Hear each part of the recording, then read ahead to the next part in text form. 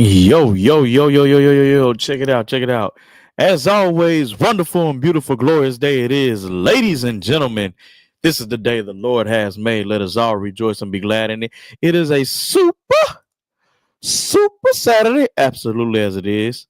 My great auntie, God rest her soul, died years ago. My pop's auntie and Jeanette, she would say super Saturday, just like that, just as I have insinuated, she would say it just exactly like that. All right. That's why I say Saturday like that. Super Saturday. Absolutely it is. It is November 23rd, 2024. Okay. November 23rd, 2024. All right. And this is the weekly trade watch list for November 24th through November 30th, the upcoming week. All right. This is the weekly trade watch list. All right. And yes, I am currently in this live trade right now on Bitcoin, approaching my 10% TP. Okay. And it's going to smack. I know it's going to hit because I understand how market prints. And yes, I am literally in this live trade right now on Bitcoin. I've been in this trade since a few hours ago, uh, earlier this evening, maybe around. Let's see. You can see the time right here. Let's see. And then the trading view is in Eastern Standard Time, so we're looking at maybe that's 3 o'clock, 3:30, so 2:30. 2:30 Central, since I'm in the Central Standard Time Zone. So we're talking about 2:30 Central Standard Time Zone. I've been in this trade all the way until it's now 8:11.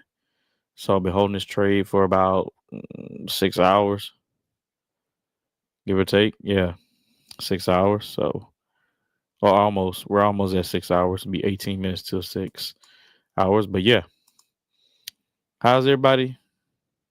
You missed that entry earlier. It's okay. See what I tell you. That's that psychology, Jasmine. That's the psychology. You didn't miss the entry. You're preparing for the sale. I told you we don't miss entries. You're preparing for the sale. You didn't miss the buy. You're preparing for the sale. It's a difference of psychology. You're always thinking ahead. You're not thinking behind, if that makes sense. You saying you missed something, you're thinking behind. If you're saying you're preparing for something, you're thinking ahead. Whoa, TP smacked. TP smacked on Bitcoin. Why are we on the live? Look at that thing. TP smacked. Why? I knew it was gonna smack. Right? Normally, I'm gonna be honest with you. I have a TP way above here for like 20%, right? But my thing is my trading plan is to do a 1 to 10. Okay, that's my trading plan, a 1 to 10. Now, based off the contents of the market and how I see it, probably wanting to do what? Come off of the demand zone, ignore this supply zone right here, and to do what? Shoot back up above here, break above this high, and create a new high.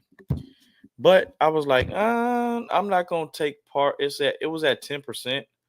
That TP was at 10%. So I was like, just go ahead and make this my overall TP, and I just live to trade another day. Don't want any ego creeping into my trade, right? Don't want any ego creeping into my trade. But here's the deal: while we were live, right? While we were live on the weekly trade watch list, right? That was a 10% trade, right? You can see it. Let's go to it, right? People in my chat know I do a 1 to 10, right? Look at this. What's it say? 10%, right? Entry, stop loss, TP, 10%, right? So here's the deal. Let this be known. Let this be known. And I'm going to screenshot this and I'm going to put it in my Telegram chat as well. I'm going to place it on threads and everything. And on Facebook and on Snapchat and stuff like that. My phone crapped out. I got to get it fixed tomorrow. The screen is black. So I got to get the screen fixed. So here's the deal. This is the 6th, not 1, Not 2, not 3, not 4, not 5, but the sixth. The sixth trade this week alone that has done 10% or more in our Telegram chat. Documented. Documented. This is the sixth trade that we have caught that has done 10% or more. 1% risk, 10% reward. That's unheard of. That is amazing. Now, the rest of the 5 were on gold. The sixth one you just saw was on Bitcoin. So just imagine if you was a part of this free trading community where you have 5 to 7 Zoom sessions per week, minimum of 1 hour trading live on Zoom. Sometimes it goes to hour and a half or 2. And the people that are already in the chat that's on this live session can testify to that. They can be a testament to that. I know I'm going to make sure that you understand how market works. The thing about it is, are you going to be disciplined enough with yourself to be able to allow yourself to be able to learn? Because you're not going to get all of this information day one, but you keep showing up. Okay. Don't rely on, well, I'm not going to show up and I'm just going to watch his YouTube videos and I'm just going to watch the Zoom calls and attempt to teach myself. What's the point of you being a Telegram anyway if you're going to teach yourself? You don't have to be a part of the Telegram then. The point of the Telegram is for you to ask me questions live, for me to take you by the hand and be able to show you how, not how I look at the market, how you are supposed to look at the market. Okay? How you're supposed to look at the market. So,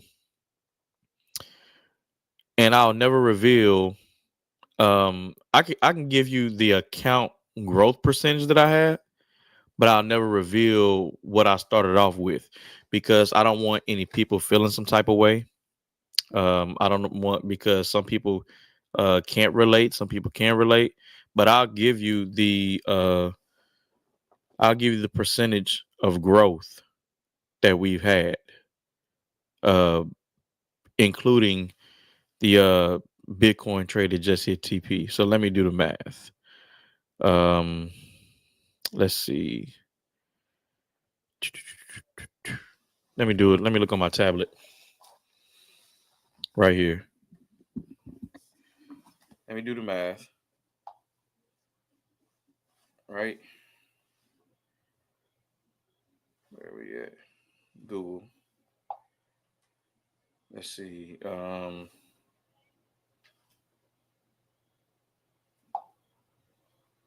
There's my calculator. On here. Having a brain fart.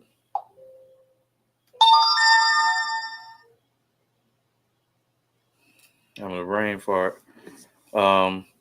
Yeah, so I took that Bitcoin trade. I'll tell you the lot size that I had. You know what? I'm not gonna even tell you that. This is revealing too much. I ain't gonna even reveal that.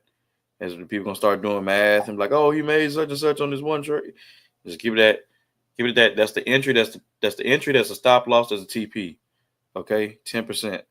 So that's the sixth one this week, because a brand new week begins with Sunday. Begins with the next day. So from Sunday last week to Saturday today, have documented and at least we've caught 6 trades that have at least done 10% or more. That is insane. Insane. I've never had a trading week like this one. This is going down in history. And the thing about it is this: they're not accidental. They're absolutely super intentional. And I can go over every single entry. And that's what I'm going to go over with you on this live. So we're going to come back to the Bitcoin entry since it's the most recent one. But we're going to go, all the other 5 of them are on gold this past week. So we're going to go over that. Absolutely going to go over that. All right. So let me do the math first on the account growth percentage. So let's see. Let's see.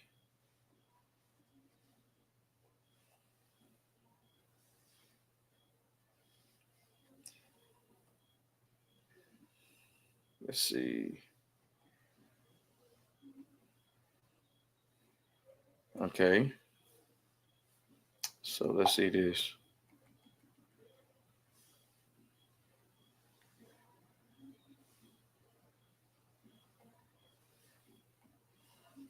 Let's see.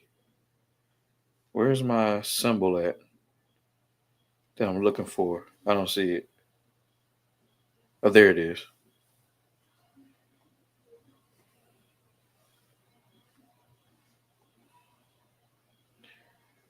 Okay. Let me see.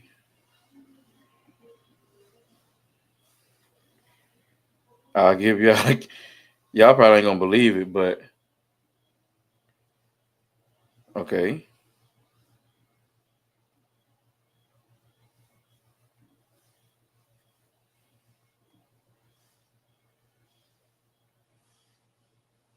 But I'm not. I'm not capping. I don't like to pretend.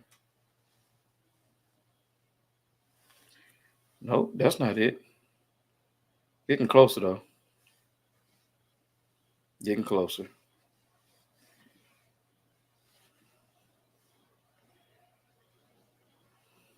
That's not it. Oh goodness. Sheesh. That is unheard of. Okay, we got a little bit closer. Let's dial it back.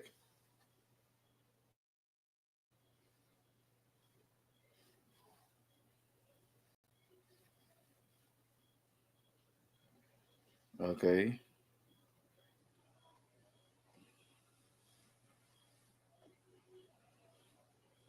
Okay. Okay.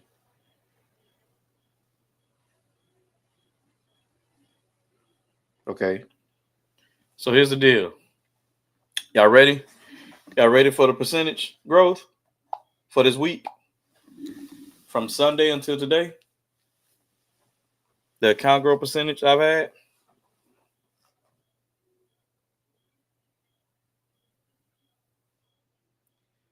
247%. 247% account growth. From where I began to today, I've had a 247% account growth. Now, you got to think about this. At the end of the year on your 9 to 5 jobs, they do this thing called a either a semi-annual or annual evaluation to determine the type of percentage raise you're going to get going into the new year. Some people get 1%, max 3%. So let's say if you are a six-figure earner with your employer and they say, hey, you get a 3% raise. Okay, your income go from $100,000 to $103,000. You get an extra $3,000 for working hard for the entire year. You get so what you did for over the course of semi-annually to annually, you only get an extra 3%, $3,000, and I just made 247% in a week.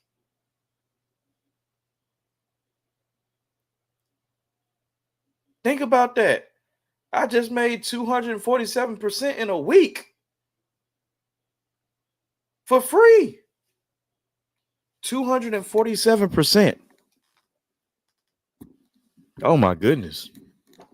Bro. Y'all be wondering, and I know some of y'all be seeing in chat, buddy, stop losses be dumb tight. Because my stop loss is an account protector. I'm not upset if my stop loss gets hit. I understand why my stop loss gets hit.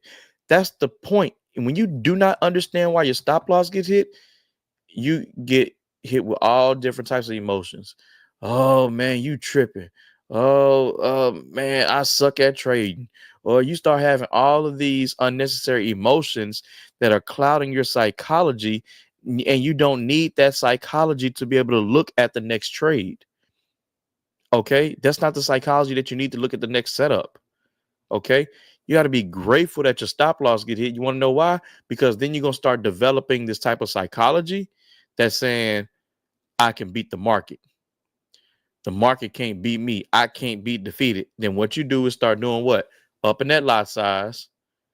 Then when you up in that lot size, you start, next thing you know, all of your hard work that you've been disciplined on is wiped away in a matter of 2 to 3 trades. Because now you're gonna go to revenge trading. And I'm not speaking to you, I'm speaking to you, speaking to me, because I've been a victim of it several times. Okay? Victim of it several times. You get on this nice streak. Oh yeah, oh yeah, oh yeah. Absolutely. There's no place that's going to sit up there and not even over an annual basis.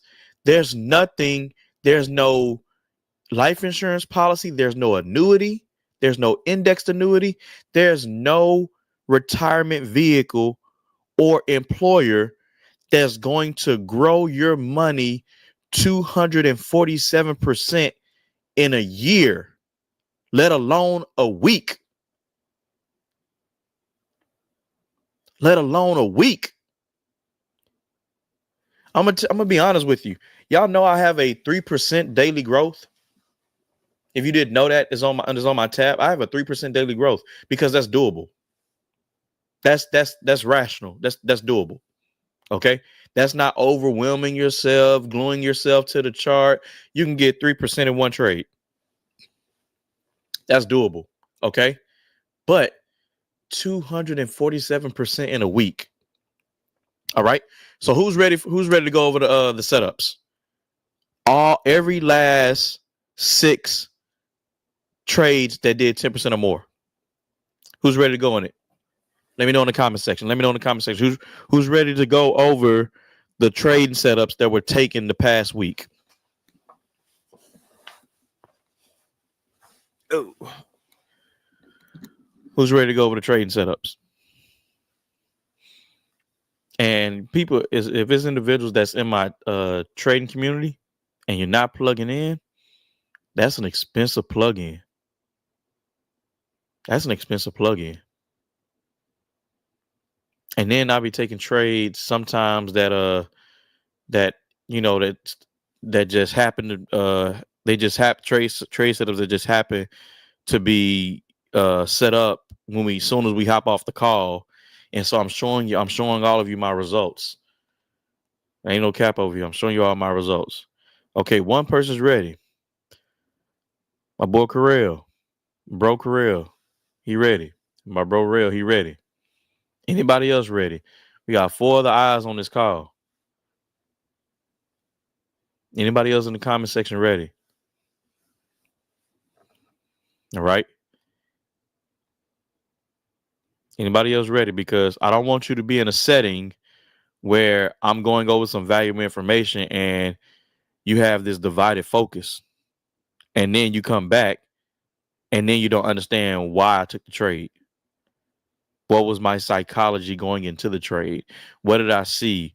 What are some things that you understand about the market that was going to happen in order for you to do that? So yeah, I'm about to explain it all. Okay, we got 2 people that's ready. Anybody else is ready? We got 4 eyes on the live and 2 people said that they're ready.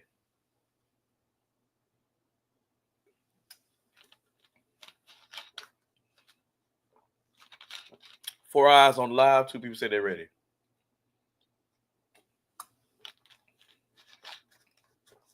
And 2 people that said they're ready are already in the chat. So, all right, here we go. We're going to start with gold. Then we're going to come back over here to Bitcoin, all right? Come back over here to Biddy. Let's see. Boom. Zoom in like this. Let's go to gold. Oops. All right, here we go. I think I'm capping. Look at this. Oops. Bring that back down. I think, okay, man, look at this. I got it all documented right here. All right, bet. Here we go. So if you don't know, this is simply how I trade. This is simply how I trade. I combined, I had, excuse me. I was battling with myself as far as what did I want to use as far as how I trade, how I approach the market. I'd swap back and forth from, as far as mentally, I swap back and forth from Elliott waves to Wyckoff method to Elliott waves. Then it was back to Wyckoff. Then it was Elliott waves. Then it was back to Wyckoff. Elliott. I said, you want to know what? Anybody's familiar with the anime Dragon Ball Z? Any of the series? Anybody that's in this comment section looking at this live, anybody familiar with Dragon Ball Z? Anybody familiar with that anime, with that series?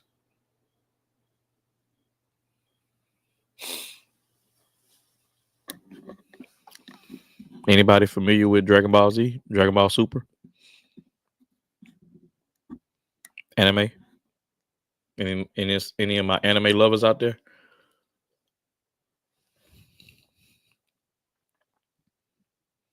Nobody in the comments? No. Okay, we got one. Okay, cool, bet. So just didn't want to make sure I just went on with the analogy and nobody understands the analogy. Okay, so at least one person understands. So here's the deal. You have a character named Goku, who is the strongest Saiyan and one of the strongest characters in the series. But you also have a character is arch rival, his frenemy, Vegeta, right? So these are two of the strongest Saiyans in the series. Okay. Now here's the deal. At one point in time, they fought this villain named Majin Buu, right? Majin Buu transforms into the most evilest state. He had three different versions of Boos. You had the Fat Buu, you had Super Buu, then you had Kid Buu. Kid Buu is the most evilest version of Majin Buu. Okay. So he goes to this Kid Buu version. Vegeta and Goku decides that, hey, you want to know what? We can't fight this villain individually on our own. We must use the Patara earrings and fuse our bodies together and create this one being, one powerful Saiyan, in order to defeat Majin Buu. Vegeta was against it at first because Vegeta was so selfish that, hey, I'm attempting to outperform you, even though we battling on the same, even though we standing side by side and battling, I'm attempting to one up you and outdo you as far as being more powerful, being the strongest Saiyan. Okay. So he finally gives in and they use the Patara rings and they join bodies. Right.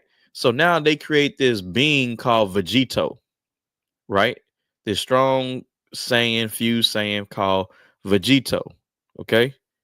Now, what's my point with this as far as trading? Looking at the Elliott waves and Wyckoff methods, looking like a Goku and Vegeta, you got two strong, powerful styles of trading, right? So I say, you want to know what? I'm going to use Elliott waves for direction and identification. I'm going to use the Wyckoff method for timing as far as entry in the market. And so I'm going to take two of these strong styles of trading and combine them together and create this nice intraday to swing style of trading. And that's what I did. And that's why I've got the results that I've got this week. So that's how I teach and instruct. I help everybody with trading psychology and mindset. Okay, so here's the deal. Let's see. Let me see. The market. Let's go over something real quick before we go over the trades. Let's go over the trades first. Let's go over the trades. All right, let's go ahead and get that out the way. So here's trade number one, right here. 1 to 10, right? You see it? 10 pip stop loss, 105 pip gain, right? So boom, we come down to it. Okay. Yellow is on my 1 minute time frame. Okay, yellow is on my 1 minute time frame. So that means I was counting the structure. Okay, I was counting the structure and things of that nature. So what I seen was this. It's gonna bring it back up. Cool. Here we go. All right. So this is what I seen. I seen this impulsive move right here. Right? This is an impulsive move right here. From here to here, this right here is an impulsive move. Okay? That's called a bullish impulsive move. Market standing on one leg in this area. Okay? So I said, okay, cool, bet. I seen the market come and create this low led to this high. Market is starting to retrace. So I'm thinking now when it comes to Elliott waves, right? When it comes to Elliott waves, the market would do this. The market would do this. You have from this low to this high is wave one. The market will retrace, not break below the beginning of wave one, stop somewhere inside and do what? Create a wave two. Wave two would then go up and do what? Accumulate, reaccumulate, break structure, create wave three, distribute, redistribute, come back and create wave four, and then accumulate, reaccumulate, break structure, and create a wave five. Everybody following me so far? I don't want anybody to get lost. Everybody following me so far?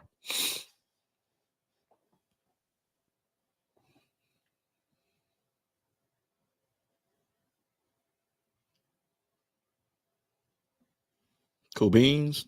The four eyes looking at me. Everybody cool?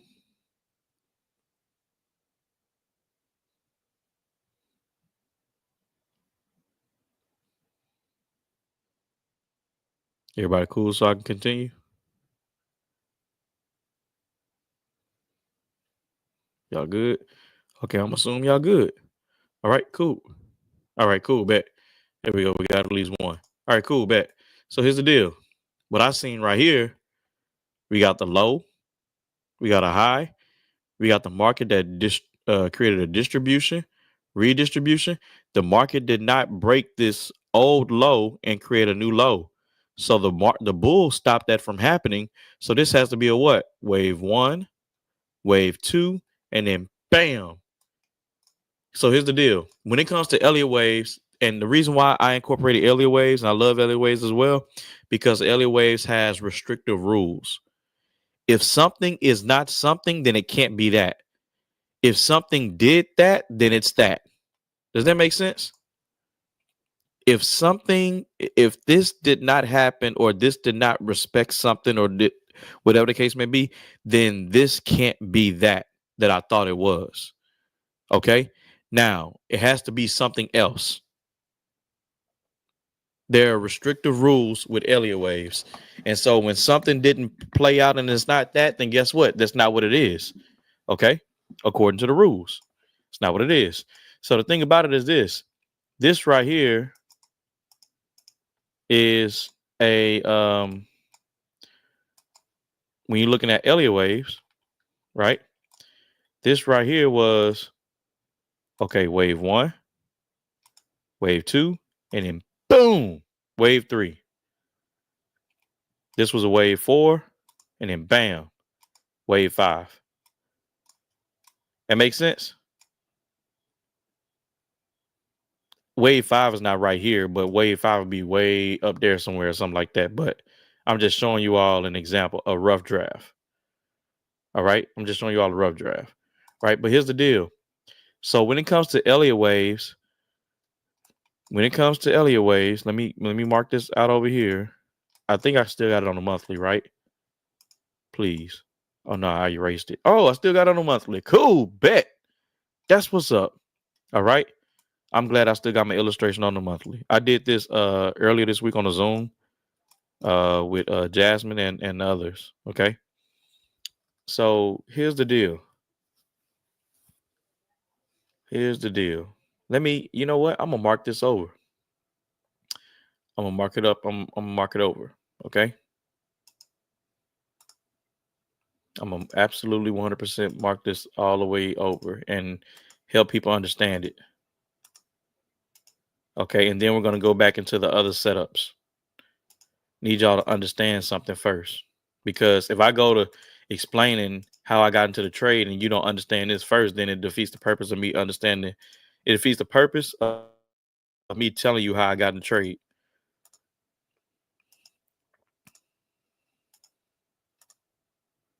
All right, cool, bet. Now, everybody ready? All right, this is being recorded, but you also write your notes down if you want to write notes down. All right, here's the deal. All right, when it comes to Elliott waves, okay. When it comes to Elliott waves,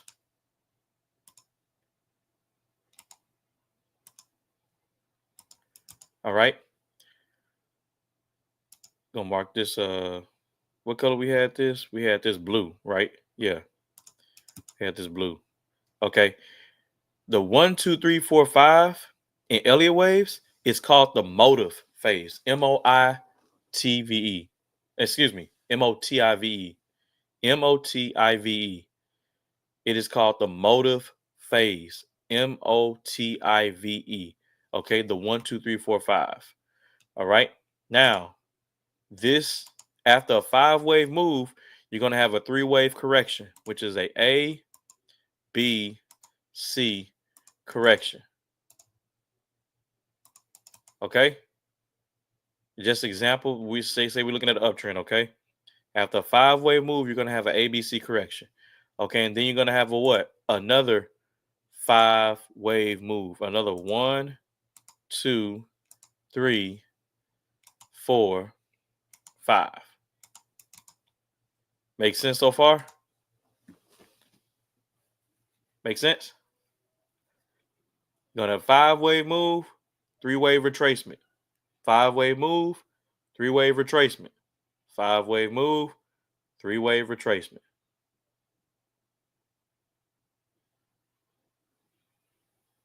Y'all following me so far? So let me also put you on game as far as where I'm getting this information from, or where did I get the information from? I posted the book in my Telegram chat.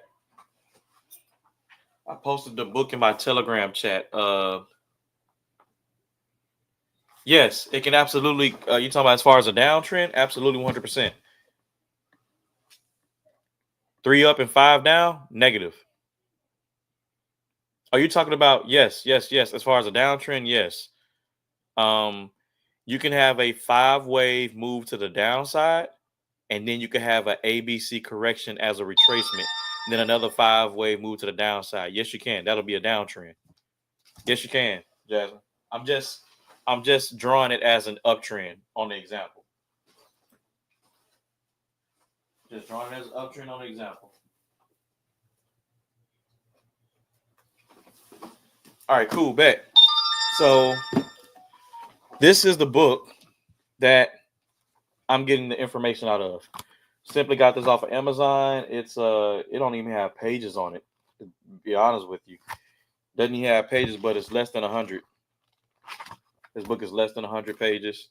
I also have another Elliott Waves book back there in my investment cubby back there. But it's by Robert and Prechter. Goes into more detail, but this is the book that I'm talking about as far as quick, simple, easy to the punch. All right. So here's the deal. Elliott Waves Made Simple. Master Elliott Waves Techniques in Less Than 48 Hours by Steve Sinclair. Steve Sinclair. All right. Steve Sinclair. All right. So here's the deal. All right, back to the lesson. How many waves? Okay. Now, the market is a trend with inside of a trend with inside of a trend with inside of a trend with inside of a trend. Okay. How many waves do you think go from this low to this high to the completion of this wave one? By the way, everywhere you see an alphabet or a number, it's the end of the wave and not the beginning of the wave. So from here to here is the completion of wave one. From here, right here is the beginning of wave two. Right here is the ending of wave two. Right here is the beginning of wave three. Right here is the ending of wave three. Right here is the beginning of wave four. Right here is the ending of wave four. Right here is the beginning of wave five. Right here is the ending of wave five. So forth and so on. Does that make sense? Wherever you see the number and alphabet listed is at the end of the wave and not the beginning. Okay. So here's the deal. My question is this: how many waves from this low to the ending of this wave one is on a lower time frame? How many waves on a lower time frame make up this low that goes to this high, ending of a wave one? How many waves internally? How many waves internally make up that impulsive move? Waves 1, 3, and 5 are impulsive moves. Waves 2 and 4 are corrections in the motive phase. In the motive phase, 1, 3, and 5 are impulsive, 2 and 4 are corrections. So my question is this: how many waves make up that blue wave 1? How many waves on the lower time frame internally make up that blue? Yeah, you're correct. You're right, Rail. It's 5. It's 5. Think about it. It's 5. So it's 5 smaller waves that make up this blue wave 1. So we got wave 1, 2, 3, 4, 5. And we're going to turn this orange so we don't clash with the other waves. Okay?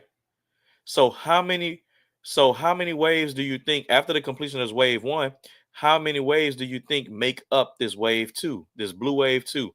How many waves makes up the blue wave 2 internally? What waves make up the blue gigantic wave 2?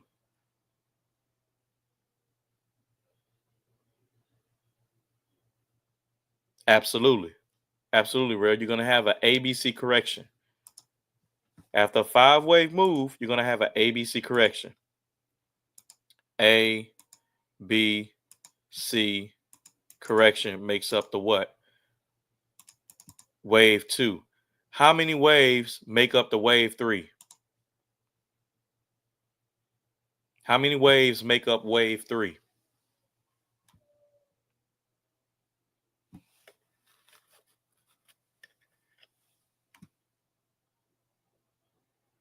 How many waves make up wave 3? Internally, how many waves creates the wave 3? That's right, Jasmine. 5 waves, right? So you're going to have, after ABC correction, you're going to have another what? 1, 2, 3, 4, 5 wave move. Okay. How many waves make up wave 4?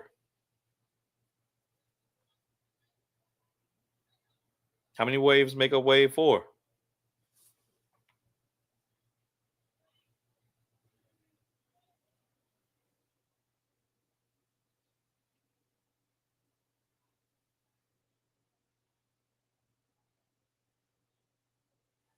How many waves make up wave 4?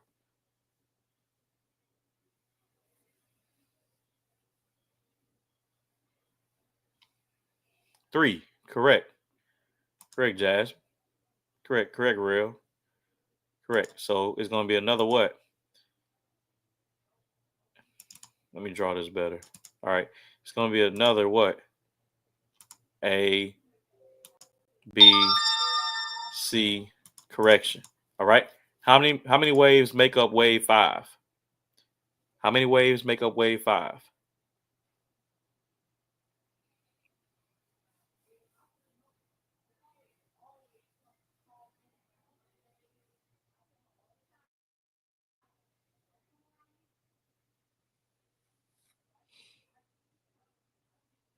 How many waves make up wave 5?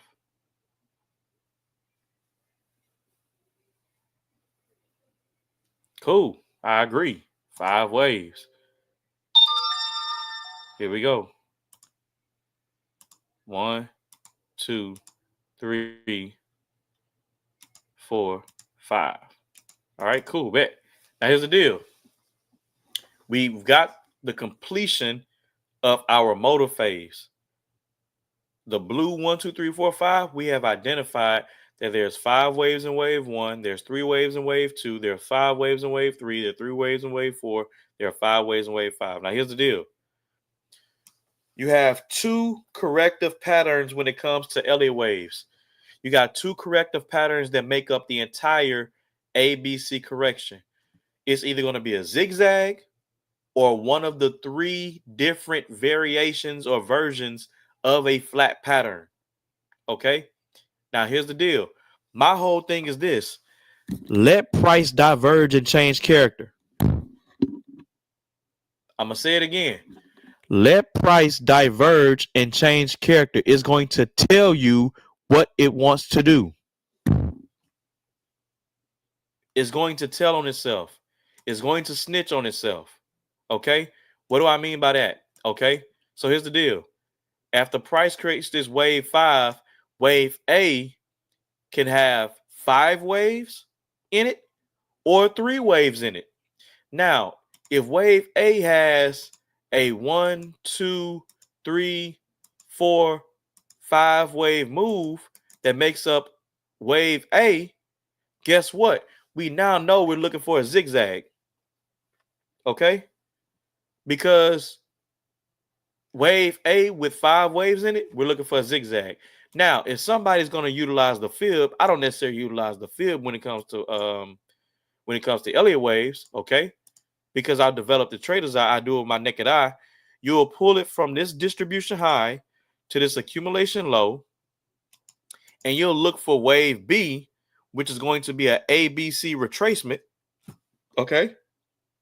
Because a zigzag is a 5 waves in wave A, 3 wave pullback in wave B, and then a 5 wave move in wave C that breaks below the A leg.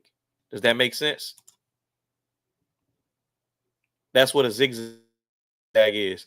5 waves in wave A, 3 wave retracement in wave B, and then the 5 wave move that breaks below the wave A of another 1, 2, 3, 4, 5 in wave C. Does that make sense?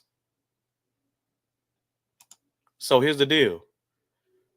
According to the Elliott waves rules, if you pull that fib, you found that you identified as 5 waves in wave A. You pull that fib from that distribution high to this accumulation low. You're looking for the ABC retracement to what? 61.8 minimum, maximum 78.6 of wave A.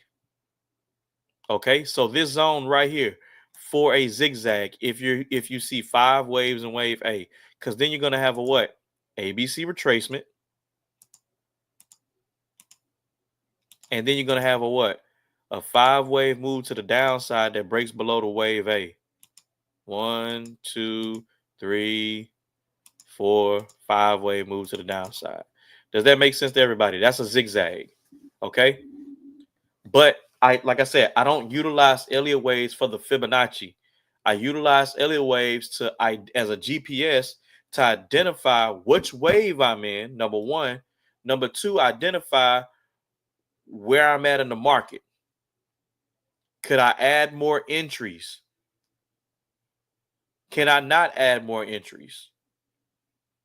Where am I at in the market? I need the GPS signal on, which is okay. The Elliott waves are going to tell me which way to drive, okay? Whether I'm driving north, being bullish, or driving south, being bearish, okay?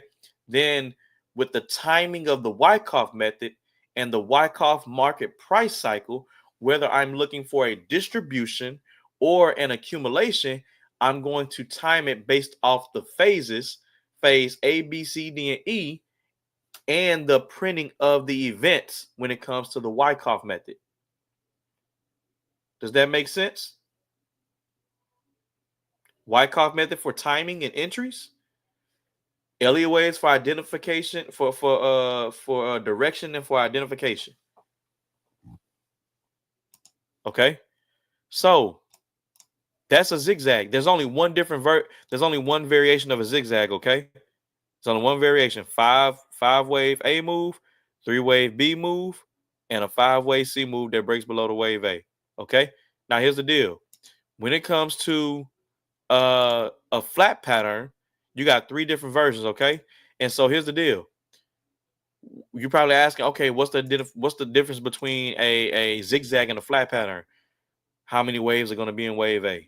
Okay, so when it comes to a flat pattern, you're going to have an ABC correction in wave A. You're going to see 3 waves.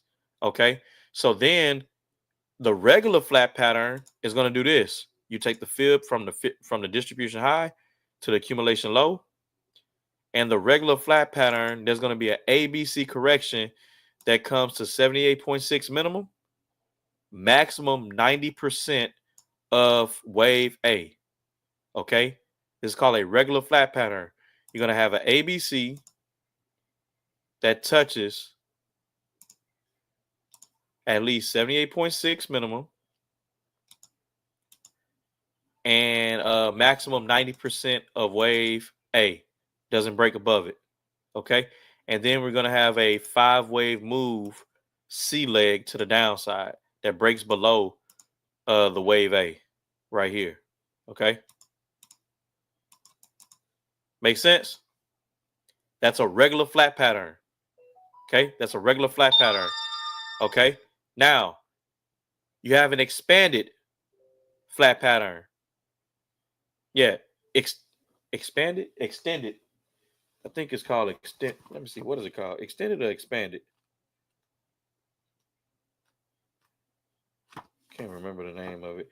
It's called. I know it's expanded or extended. One of them.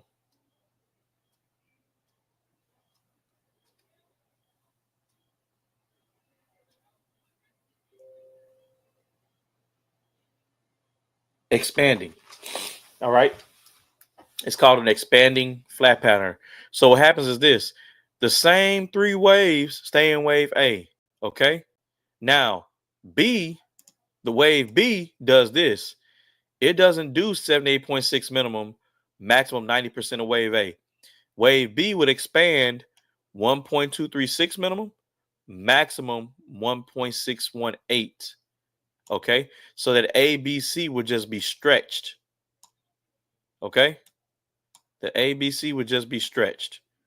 All right, and then what you'll have on the expanded flat pattern is a 5-wave move that breaks below the ending of this wave A.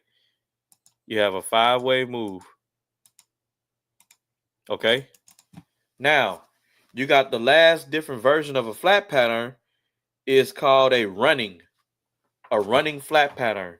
Now, the difference between the expanded and a running flat pattern is just that in a running flat pattern, wave C does not break below. Wave C does not break below wave A. It stops right here.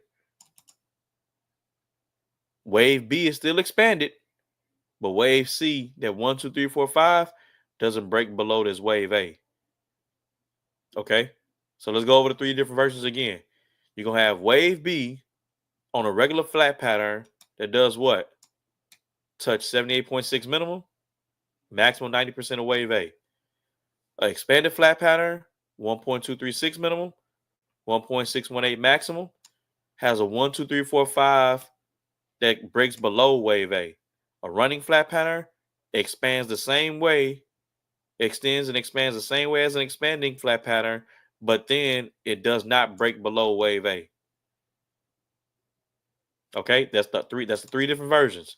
So when you start seeing these ABC corrections, When you see, which is the divergence and the change of character, let price change character, because that change of character is going, when you identify the waves and that change of character, that impulsive move that changes character, once you identify those waves, it's going to let you know, okay, what move I need to prepare for. That's why I always tell you, let price diverge and change character. You're attempting to catch the move, the impulsive move that's causing the change of character. You don't have to do that. This is a identifier. Use it as an identifier. Okay? So when price does this, when price let's see what we're looking for. When price does this,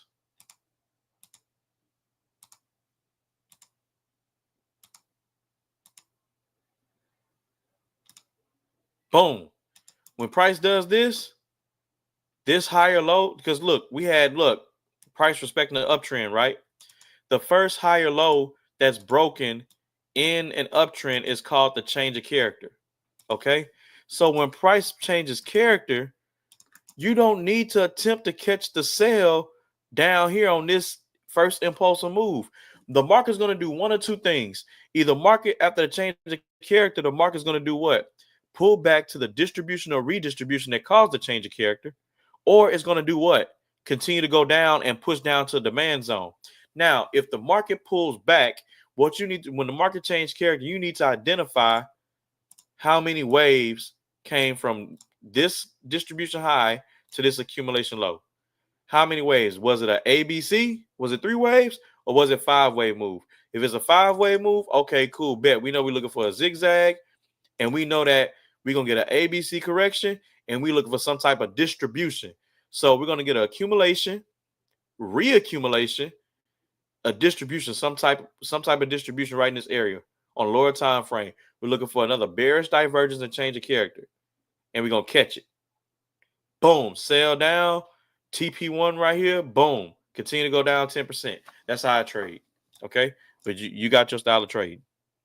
So let price diverge and change character. It's going to tell you everything you want to do. When you see a divergence and change of character, and it leaves the, oh my goodness, I can show you, I can spit this stuff like back of my hand. When you see price diverge and change character, and it leaves that open imbalance, guess what? It was never supposed to do the wave 1, wave 2. Okay? Which means, this is what I mean. If the market, let's see where we at. Right here. If the market diverges, let's see. If the market does this,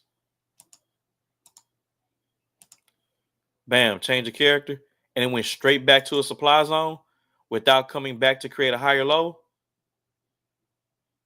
man, I'm telling y'all. I'm telling y'all. So sometimes the market would do this. It would do a bullish divergence, bullish change of character right here, and the market will go to a supply zone. Now this is an imbalance. This is accumulation, reaccumulation that led to a what? Bullish change of character. The market will go to a redistribution, right? The market will go to a redistribution. Let's draw it.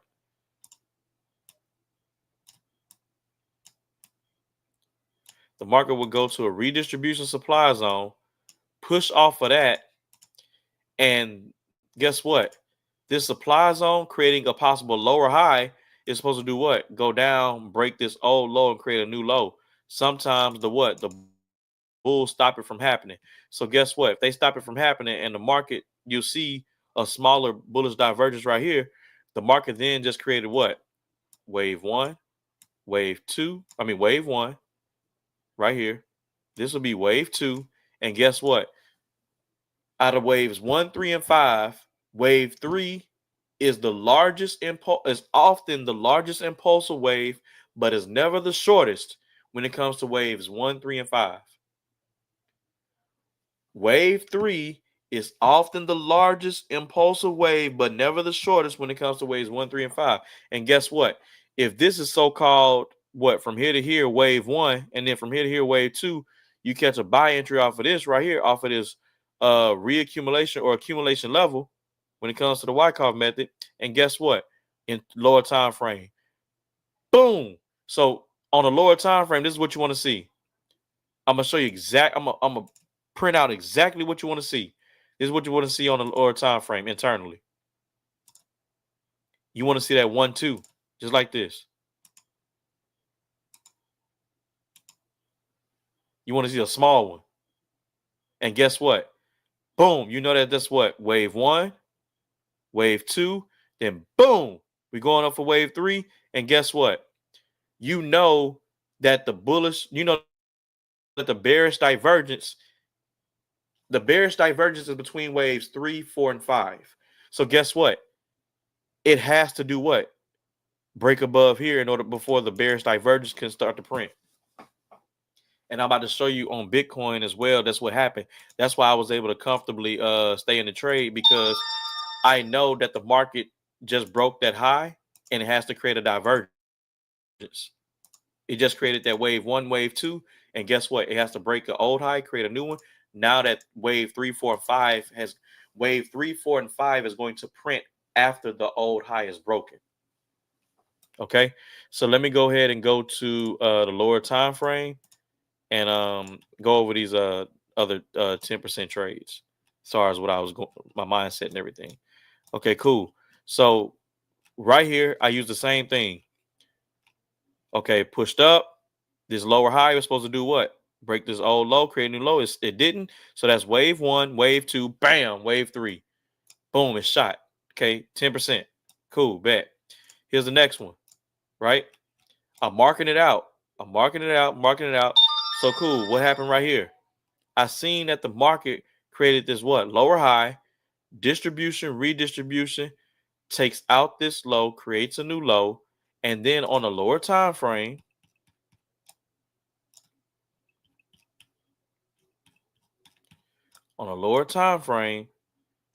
I was able to take the trade. Where we at? Oh, right here. So right here is what I'm looking at. You can see how now this is a distribution, redistribution that takes out this low, creates a new low. Okay, the bulls got to come in. They got to come in. Engulfing candlestick is a representation of a market price cycle being complete. The market moves like this: accumulation, the market goes up; reaccumulation, the market goes up again; distribution, the market goes down; redistribution, the market goes down again. And then it prints those market price cycles all over again in order. It doesn't print them out of order. I don't care whether there's an uptrend or a downtrend. Okay? So now, boom, we got a bullish engulfing candlestick right here. Representation of a what? Accumulation. The market tapped in right here, and then bam. Soon as it broke above that wick, I took a buy market execution. Obviously, TP1 was right here above this high. Then guess what? Close 50% partials. Stop loss goes to break even. And then I let the rest ride to what? My overall 10% TP. In this case, it was a 16% TP. Okay. So boom, 1 to 16, 5 pip stop loss, 85 pip gain on gold. Okay, cool. Next one. On the M5 time frame, I'm marking out structure, right? I'm marking out structure. Okay. I got a high, I got a low, I got a lower high. Okay, market break structure creates a low, got a lower high, got a lower low, got a lower high, got a lower low, right? The market taps back into this lower high. This lower high does not lead to a new low, right? So now we got this what? Possible 1, 2, right? Wave 1, wave 2. So then the market did what? Accumulated, reaccumulated. Oh, it broke structure. It just told me, hey, we ready to go back bullish. Does that make sense? The market just told me, hey, we ready to go back bullish. It did. This lower high right here did not break this old low and lead to a new low. It stopped. The bull stopped it. So now we got a low, high, higher low, accumulation, reaccumulation, breaks an old high, creates a new one. Boom. You got a high, distribution, redistribution, creates a low. Bam. Here's the buy market execution right here. Buy market execution. Well, see, I sold from here first, right? You see, I sold from here first, obviously, and hit TP1, and then the market came back out and took me out at break even. So then I said, okay, cool. The market's about to go bullish. So then I said, distribution, redistribution. Okay, cool. Takes out the low. Okay, we're looking for accumulation. Boom. Market accumulated, reaccumulated, tapped into the supply zone right here. This supply zone did not break this low and lead to a new low. It distributed, redistributed, hit a reaccumulation on the second time frame, and then did what? Went back bullish and bam, buy market execution it was. Okay. TP1 taken right here, right? So then what did I do? The market created this high, the market came back down, gave me another setup. So here's the impulse move. Wave one came down here. Oh, the buyers didn't allow this low to get taken out and respected it. Okay, cool. What happened? So now internally, what are we looking at? Oh, we got a low, high, higher low. This low wasn't broken. And then boom, buy market execution for wave three. Wave one, wave two, and boom, there it goes. It took off. Takes off. And guess what? Both of them hit TP. So this right here ended up being a 1 to 18. You got a 1 to 12 right here. You got a 1 to 6 right here. Combine it, 1 to 18. So you got a 1 to 10 for the first trade. You got a 1 to 16 for the next trade. Then you got a 1 to 18 for the third trade. That's sick. That's sick. Got to realize who y'all messing with, bro. I'm not competing with nobody but myself. That is sick. On the M1 time frame, on that, why are you going to look at your whatever setup or whatever style you trade? You know what you're looking for. Why would you want to look for it on a higher time frame when you got to have an increased amount of discipline, an increased amount of emotional intelligence, an increased amount of level of patience in order for that setup to print on a higher time frame when they print more often on a lower time frame? Make that make sense. Your setup that you're looking for prints more often on a lower time frame than it does a higher time frame. All right. So here's the deal. Cool. Bet. Market did this. So now that I know the market broke this old high, led to a new one, I know the market is going to create a what? A divergence. Here's a wave 3. Here's a wave 4. And then bam, there's a wave 5. You want me to tell you how I know it's a divergence? I can see it. This right here is slanting upward without looking at the RSI. Okay. And on the RSI, it's going to be slanting lower. Watch. Look at it. Didn't I tell you? I've developed that trader's eye. I don't need the RSI. I'm just showing you because some people are brand new to looking at divergences. I'm just showing you the tool that you can utilize. I don't use anything that's going to tell me what it is. Like, yeah, there's an indicator that's going to tell you, yeah, it's a bullish divergence, a bearish divergence. I can do it without the RSI, and I can develop it at the naked eye now because I've seen it so much. I understand how it's going to appear, when it's going to appear. Okay? So here's the deal. Boom. The market changes character right here, right? Okay? So I know that this is a wave 3 right here, 4 right here for the pullback, bam, 5. So I said, okay, cool. Price going to start to do what? Go back down. So guess what? What did I look at? This is a high. This is a low that tapped into a reaccumulation. This reaccumulation did not accumulate, reaccumulate, break this old high and create a new one. So guess what? I was waiting on a sell. M1, sell market execution. Okay. Where are we at? Right here. Okay. M1, sell market execution. Okay. I seen that price pushed up here. Boom. Bam. Show me that the sell's ready to come in. Sell market execution, 6 pip stop loss. Okay. Partials were taken. Okay. And then let the rest ride to 10% TP. Boom. There it is. Right? What's that? Trade number 4. Right? Yeah. 1, 2, 3, 4. That's trade number 5. Excuse me. Trade number 5. All right. So we was able to take a sell right here to at least TP1. You see, that's why this clock is dim. And the remaining volume, I'll take it off and break even. Okay, cool. Bet. We didn't lose on that trade. That's still a winner. But here's the deal. Here go Friday trade right here. Okay. I seen the market do what? 1, 2, break structure, has to create a divergence at their break structure. 3, 4, 5. Bears got to come in. Okay, cool. Here go to change the character. Now, after the market changed character, I told you it's going to do one or two things. Either it's going to pull back to the distribution or redistribution that caused a change of character, or it's going to do what? Redistribute and continue to fall. In this case, after the change of character, it continued to do what? Redistribute and fall. I was looking for potential buy entries before I started printing these candlesticks, but I started just following price. I said, okay, cool, bet. It's going to be a nice sale. So guess what I did? Did a sell market execution. Why and when? So here's the deal.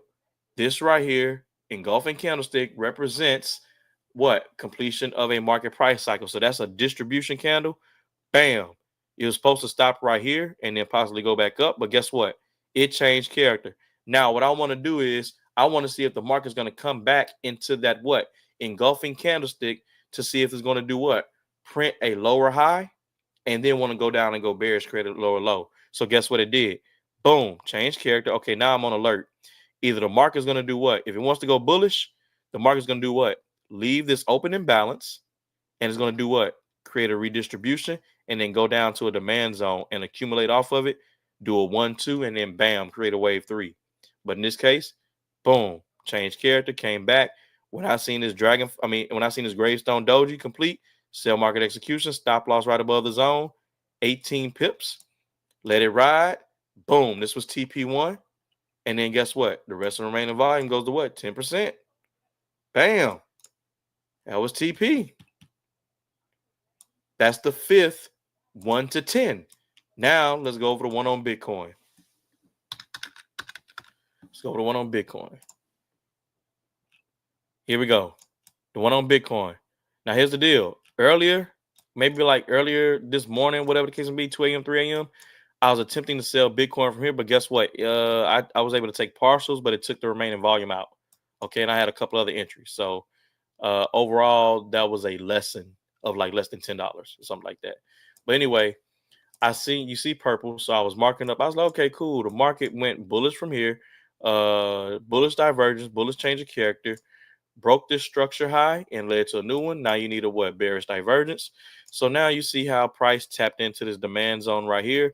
This demand zone did not reaccumulate, break this structure, create a new high, create a lower high, distribution, redistribution, breaks this low, creates a new low. So then bam, okay, now the seller's about to take over. Now I'm looking like, okay, I know this is about to sell, but I said, I don't know how it's going to create that redistribution.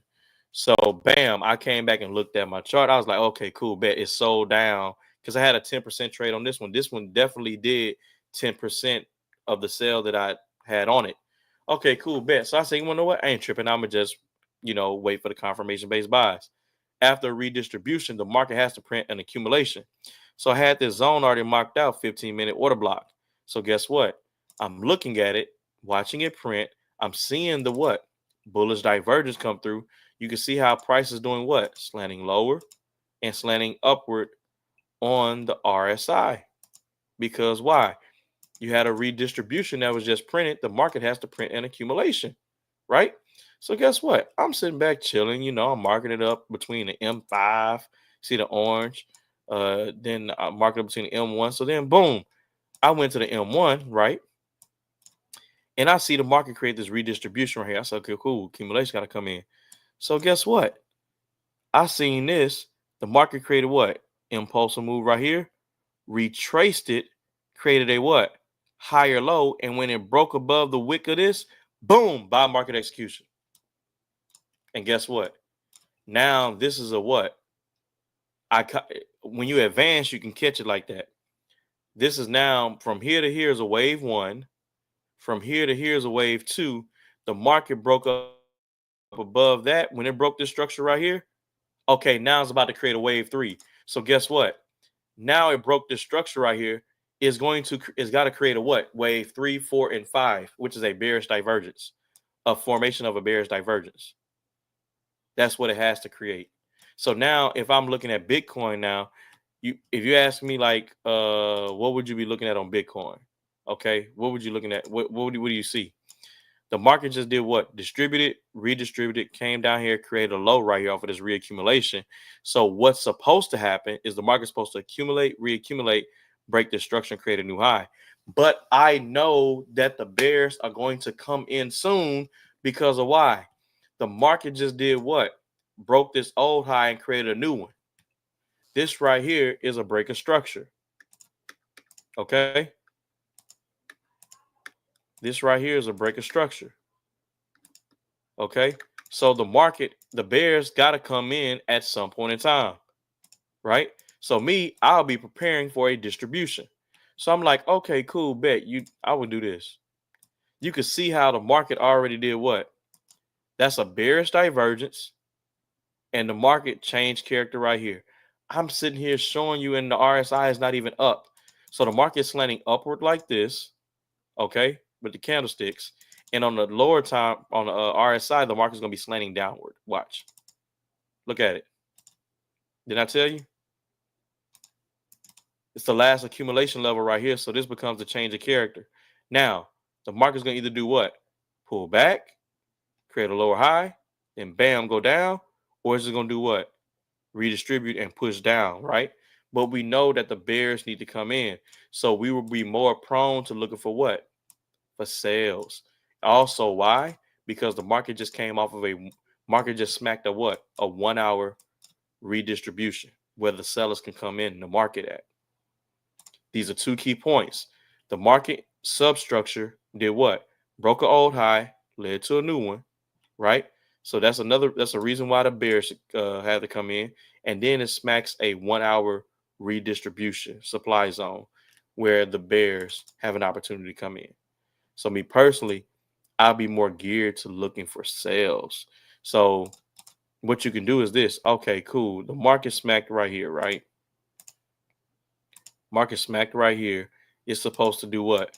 Go up and create new highs, right? So be careful. Now the market appears to me that this is accumulation, right? And it appears to me that the market's attempting to create some type of reaccumulation. Okay.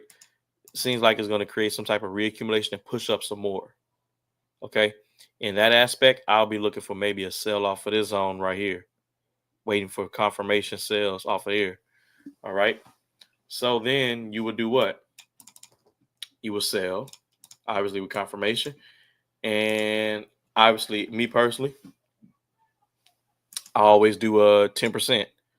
Okay, I always do 10%. That's just the way my style of trading. It's a math behind that madness. Okay, because if you were to trade 1% risk, 10% reward, okay, and without taking partials, you can take a lesson on 9 trades in a row. You're down negative 9% of your account. The 10th trade hits overall 10%, and you're up a positive 1%. So that's the reason why I do it. But here's the deal. You probably ask me, hey, when do you take partials? I do have a take partial system. When the market hits a 1 to 2, based off of my entry and my risk, when the market goes 2% based off my entry and my risk, I would take half of my volume off, because that means I have at least taken a 1% win. Does that make sense? The market has to do 2%, and then I'll take half the volume off. So that means I'm initially taking 1%. Makes sense?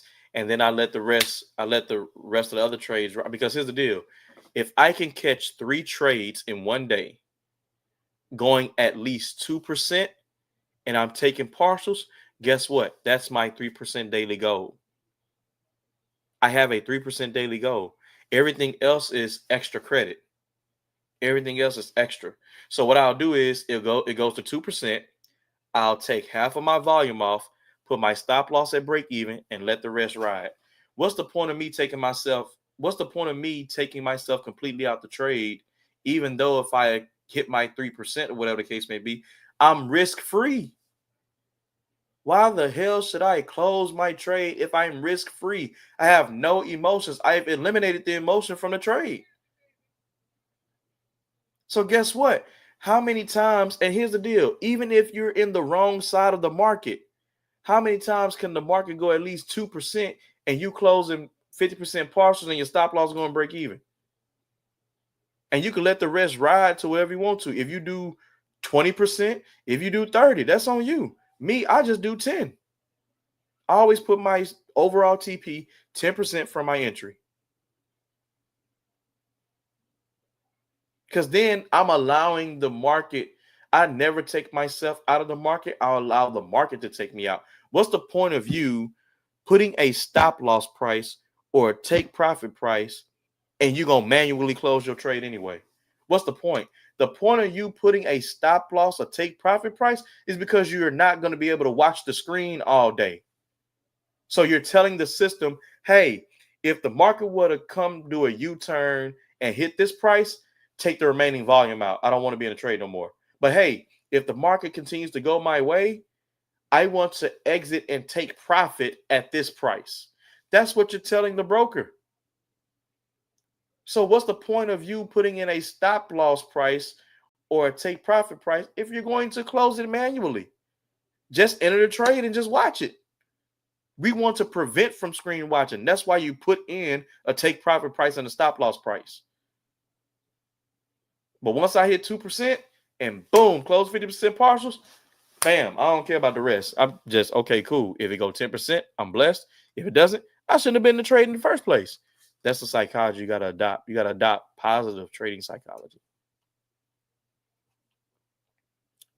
It makes sense to everybody?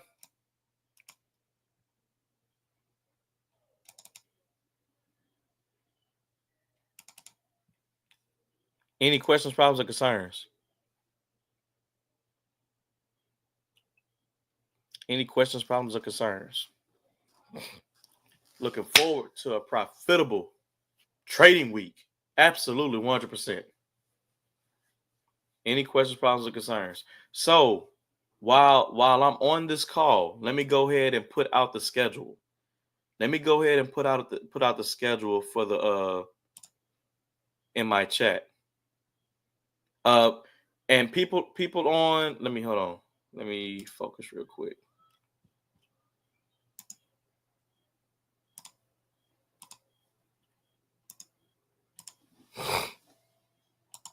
What's 11:24 and then 11:30.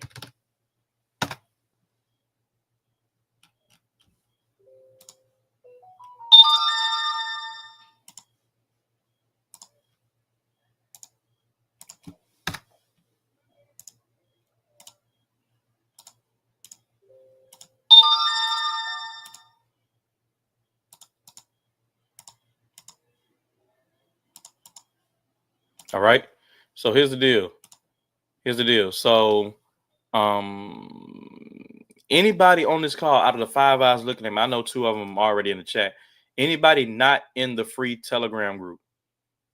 Anybody not a part of the free trading community? I just put up the live the schedule for next week in Telegram.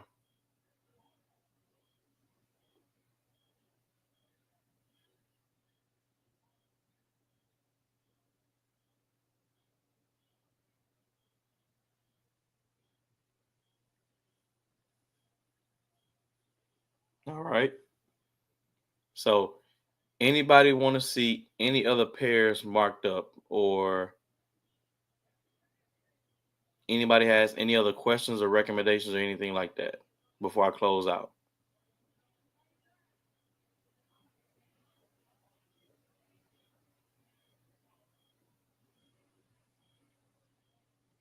Okay. Well, here's the deal. As always, I appreciate each and every one of you for taking time out of your busy schedule in order to listen to what I have to say. It is always greatly appreciated. I will never, ever take it for granted. Have a safe, blessed, and productive rest of your super Saturday. Know that I love you. And as I always like to say, God created us on purpose to fulfill a purpose. So what purpose are you willing to fulfill? And always remember, don't be one of many. Be the one. Individuals that are not in my free trading community, for people that are already in the free trading community and signals chat.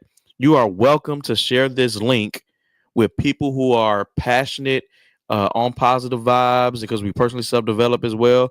We're reading Developing the Leader Within You by John C. Maxwell.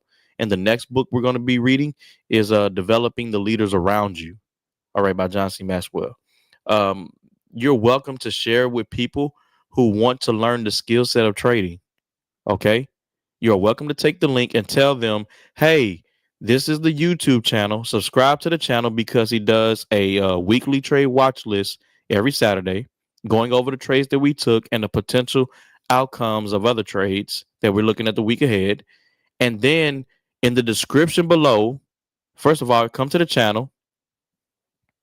Appreciate it, Rare. Appreciate it. We're gonna have another profitable session, another profitable week next week. All right. So here's the deal. When you tell people about the chat, tell them, hey, this is the YouTube channel. You can send them a link to the YouTube channel. Okay. And say, hey, you got to tap on the live section. In the description below, you're going to see the Telegram links. Download Telegram on your Google Play Store or App Store on your Wi-Fi enabled device and add yourself to the chat. Now, here's the deal. I don't introduce you to the people in the chat. I introduce the people in the chat to you. Does that make sense? I don't introduce you to the people in the chat. I introduce the people in the chat to you, and they're going to come out and bring out a warm welcome. All right. So we're looking forward to next week for absolutely 100% profitable week, taking nice dose setups.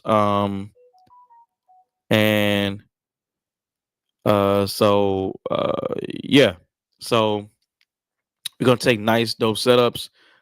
Please, I stress to you to be on these calls so you can ask these questions, so you can see the stuff live, so you can see the psychology and how I process it and things like that. All right. Love you all to life. I'll see y'all on. Have a safe, blessed, productive rest of your weekend, and I'll see you all Monday.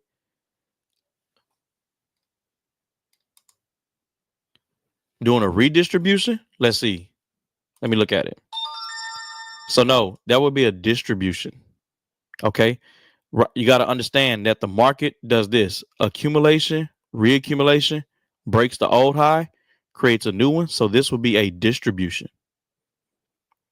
This would be a distribution. Does that make sense? What led the market to go from here to here? Accumulation, right? You can see the one. Oh my goodness, look at this stuff. You can see it. Look at this. You can see the what?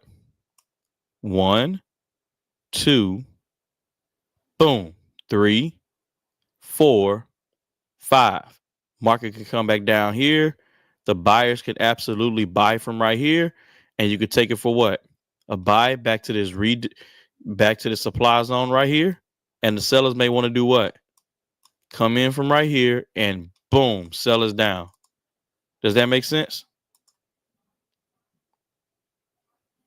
Does that make sense? I'm telling y'all, psychology, mental wise, you have to understand how a market prints in order to elevate your level of discipline. It'll keep you disciplined once you understand how a market prints. When you understand how a market prints, it'll keep you disciplined. 100% keep it. Now, here's the deal.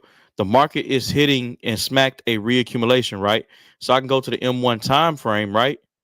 I can go to the M1 and I can buy it for confirmation-based buys from here. But guess what? I know those buys are going to be short-term. I know the buys are going to be short-term. The buys are not going to do 10%. Okay? So I have that option. I can scalp it and say, hey, you know what? I can get a little bit of coins out of here. Or I can just simply do what? Wait on the sell. Because I know the seller's got to come in. Because why? The market did what?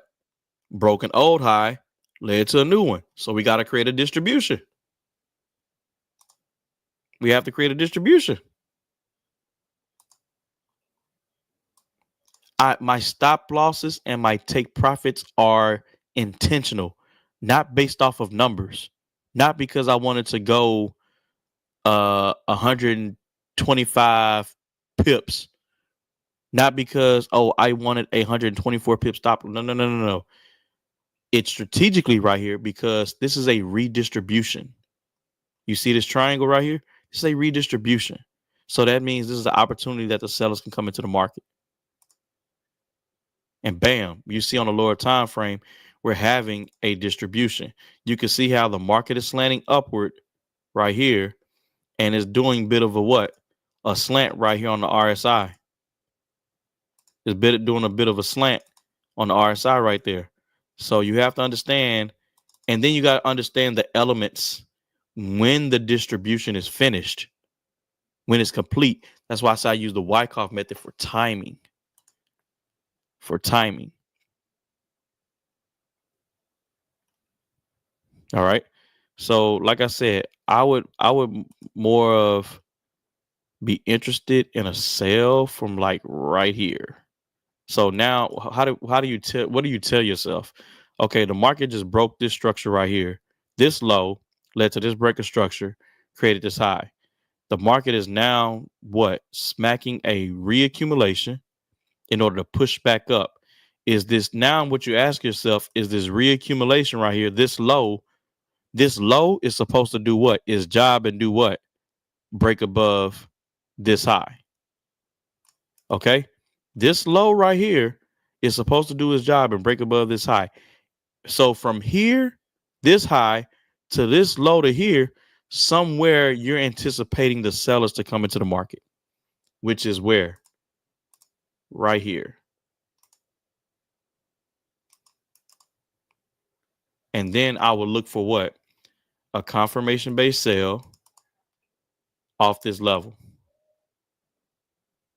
and how the market prints in order to get back to that level. That makes sense?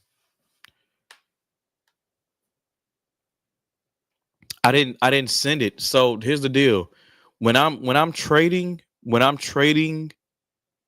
I didn't call out any trades.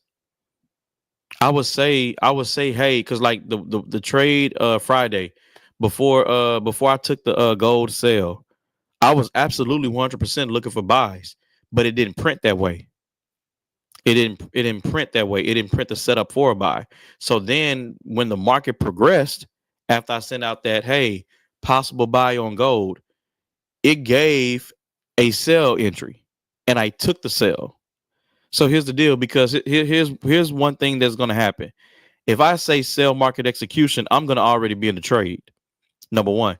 Number two, you're not going to be in an area of entry where I'm at. Does that make sense? Because I'm going to make sure that I got my parameters set first before I throw out a signal. Because if I just throw out a signal and then go back to get the parameters, then I'm behind. Does that make sense? I'm behind the 8-ball. I didn't throw out a Bitcoin signal either. Because people are going to look at the fact that people are going to forget. I'm going to tell you what's going to happen. If I throw out a signal, people are going to forget that, oh man, he said buy Bitcoin. They're not going to be cognizant enough to look at the time that's stamped of when the trade was sent out. They're just going to look in the signals chat. Oh, hey, he said buy Bitcoin, but that trade was probably sent out 30 minutes ago, or hell, 2 hours ago. So that's why if I'm looking at a setup, whether I'm gonna take it or not, if I'm looking at a setup, I'll screenshot it on my phone or on my desktop, and I'll put in there, hey, possible sell on this, possible buy on this. But yeah, that can change. That absolutely 100% could change. And you're not going to be in an entry where I'm at. I would rather you have an entry where I'm at. So that's why when I call it on the live sessions, on the Zoom calls, people are damn near same exact price where I'm at. Versus if you're not on the live session and I throw out a trade, you're not going to be nowhere in the vicinity or area of where I took the price at. Does that make sense? I didn't throw out a Bitcoin buy. I didn't throw out any trades on gold this week. I said possible, which is letting you know what I'm looking at. So it's getting you ready before the trade even happens. I just follow the market and I understand how a market prints and what it prints. I understand the purpose of it. I have become one with the market. It doesn't matter the pair. I understand how a market prints, why it did what it did, what's the purpose behind it. The market's going to print the way it wants to print. Our job is to understand the purpose behind it. So guess what? This could be a possible buy entry, right? You got the market smacking a redistribution right here. This low right here, this lower high right here, right? It's supposed to go down, break this old low and create a new low. If it doesn't, what's going to happen? The market is going to do what? The bulls are going to show up. And then guess what? This market would do what? This will be what? A wave 1, that'll be a wave 2, and then bam, you can catch you a wave 3. If you catch you a boom, boom, boom right here before it breaks this high, take it for a buy. Okay, and take it to a supply zone. 100% valid. This lower high needs to do its job and do what? Break this low and create a new low. If it doesn't, the buyers are going to prevent it from happening and do what? Show up. That makes sense?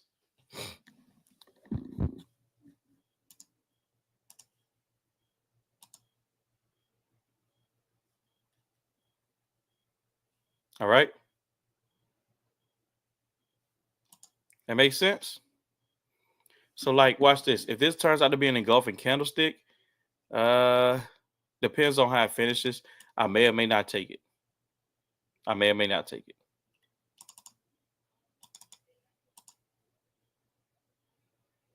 Knowing that the market needs to create a distribution. Because my instincts, what I want the market to do is pull back right here so I can sell and then go down because I know it needs to create a bearish divergence and a change of character. The market can definitely, it's in a buying zone. It can definitely buy from here, push back up, and then stop right here, and then create a lower high, and then bam, fall down. You see how the market created this new low? So this lower high right here did its job, broke structure, created a new low. So guess what? What led to that? A distribution, redistribution, breaks the old low, creates a new low. So guess what? The buyers eventually are going to have to come in because this old low was broken, a new low was formed. Now we want to see if the market wants to do what? Create this impulsive move, retrace, create a what? Higher low inside of it, and then go up.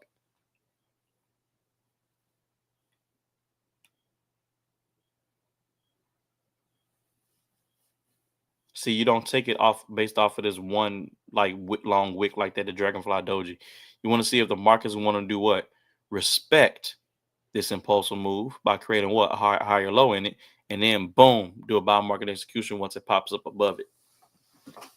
So me personally, I would want that to finish as a bearish candlestick of some sort, have some sort of push down here, have a test, and respect this wick, and then bam, another bullish candle comes out.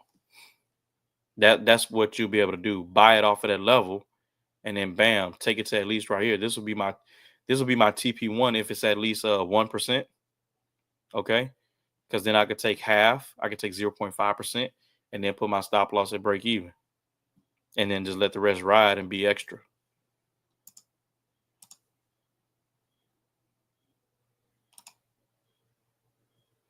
That's okay. What's up, Rail? Say if you have a distribution on the 5-minute, okay, could you be in a redistribution phase on the 1 minute at the same time from the previous? Absolutely 100%. So here's the deal. Think about like this. Let's see. If you have a distribution on the M5, could you be in a redistribution phase on the M1? You got it backwards. So you could be in a redistribution on the M5, right? And then in order to do what? In order to, for the, a redistribution cycle is to do what? Go down, right? So guess what? You have an M5 redistribution, right? Bearish triangle. So in order for it to do what? Go down on the M1, you're going to see a distribution inside of it. A distribution, redistribution causes the market to do what? Exit that 5-minute distribution. I mean, a M1 distribution, redistribution causes the market to do what? Complete that 5-minute redistribution. Does that make sense? In order for the market to do a bearish triangle and go down, the M1 would need to do what? Have a distribution, redistribution, bam, go bearish. Does that make sense? Answer your question, Rail?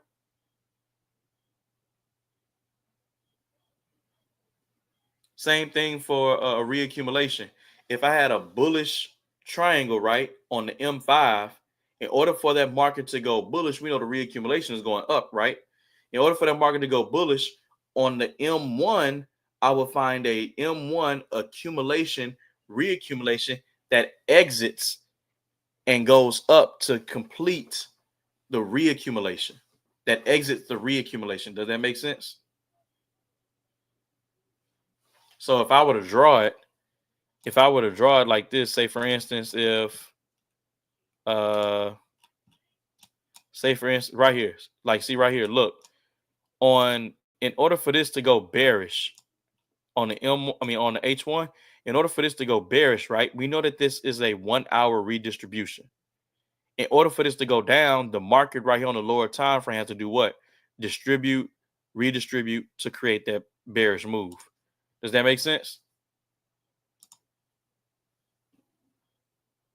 So the 5-minute distribution will have both distribution and redistribution on the M1. Yes. So if you have a larger time frame cycle, you gotta like that for that example. You have a 1 hour redistribution that's being printed on the 1 hour, right? In order for the redistribution to be complete, go to a lower time frame. You'll see the what? A distribution redistribution that causes the 1 hour redistribution to be complete. That's what causes the market to go down. Out of that 1 hour bearish triangle redistribution on a lower time frame, the market printed a distribution redistribution in order for the market to go bearish. That makes sense. It can't print. It doesn't make sense that the market is in a redistribution and the market printed an accumulation and reaccumulation in order for the market to go down, because an accumulation and reaccumulation makes the market go up. So if you have a 1 hour redistribution, what makes it complete and go down is internally the market is going to print a distribution, redistribution, and bam, is going to drop. So my thing is this: when it comes to the Wyckoff method, I need to understand what market price cycle am I in? Am I in an accumulation, reaccumulation, distribution, or redistribution? Okay. What market price cycle am I in? Then where am I at in that market price cycle? Depending on what phase am I in? Am I in phase A, B, C, D, or E? Okay. And that's going to be, we're going to go over Wyckoff another day. Right. We did Elliott waves. So let me go to the M1. Let's see what's printing. So here's the deal. You see how the market accumulated, reaccumulated? It came back to the supply zone. Now here's the deal. This supply zone right here is supposed to do what? This supply zone is supposed to do what? Create a lower high, push this down, break this low, and create a new low. But guess what? Between here and here, the bulls may stop the market from creating a new low. And it may want to do what? Create a higher low. Catch you a confirmation buy right here and do what? break up above here like this. Does that make sense? Y'all getting it? Are y'all getting it? I'm telling y'all, you got to understand how market prints. Understand what's going on. It's a lower high. A lower high is supposed to break the old low and create a new low. At times, that's not going to happen. Okay? At times, it's not going to happen. This smacked the supply zone, right? Okay, cool. It's supposed to do that. Now, guess what? It's supposed to do what? Break this low and create this new. It's supposed to break this low and create a new low. At times, it's not going to happen. We got to see if the bulls want to show up right here and prevent that from happening. If it does, we're going to see what? We're going to see the evidence. We're going to see an engulfing candlestick. We're going to see some type of dragonfly doji. We're going to see some type of evidence that says the bulls do not want this low to be broken. I'm not saying that's going to happen. I'm saying if the bulls want to protect this low, we're going to see some type of evidence right in here that says, hey, the bulls want this low to be protected and they want to buy from here. You're not going to have to force it. You're not going to have to force it. It's going to be absolutely 100% obvious. It's going to be 100% obvious. And guess what? I don't chase trades. If the market breaks that old low and creates a new low, cool. I'm not going to sell at an old low. When the market breaks the old low, that means the market did what? Distributed, redistributed. You've missed the selling cycles. So why am I going to sell past an old low when the market is going into bullish territory? I've missed the sell. I'm saying I'm not saying I missed the sell, but I'm saying you missed the selling cycles. This is a distribution, redistribution that breaks the old low, creates a new low. Okay, you still looking for buys. You still looking for confirmation-based buys. That makes sense?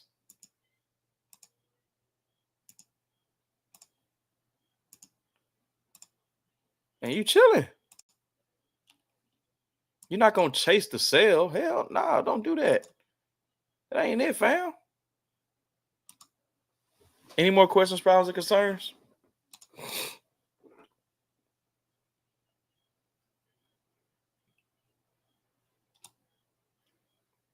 Because here's the deal.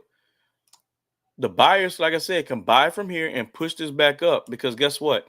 Now, when it comes to the Wyckoff method, I look at this 3-drive method. Let me pull this diagram up. Let me pull this diagram up. Oh Lord, come back. What did I do?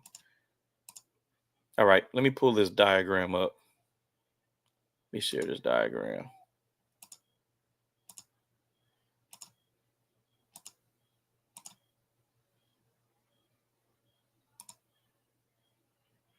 I don't have it up. Hold on. Give me one moment. Let me pull this diagram up.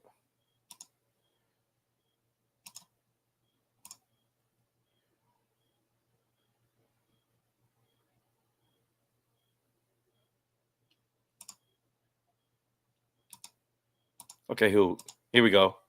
So here's the deal. Now y'all can see my screen, right? According to Wikipedia, Here Waco is a web mapping and satellite navigation. Now y'all can see my screen. By Here Technologies and available on the web and mobile platforms. It is based on Here's location data platform. Okay, y'all can see my screen now with the Wyckoff market price cycle. So here's the deal. Over here to the right, you have a type 1 distribution and type 2 distribution, right? You'll see there's 3 drives. This is nothing but a bearish divergence and change of character. Type on the left, type 1 accumulation, type 2 accumulation is nothing but a bullish divergence and change of character. So right here where it says BC, UT, and UTAT and test, I'll look for those 3 drives. Sometimes it doesn't create 3 drives. Sometimes it just create 2, where it creates the buying climax and the up thrust, and it just falls down and changes character. At times it creates the buying climax, the up thrust, and the UTAT, the test, and then it starts to sell. Okay? I'll go over Wyckoff in more detail another day. But yeah, this is a guide of how the events and phases that I'm talking about as far as timing in the Wyckoff method.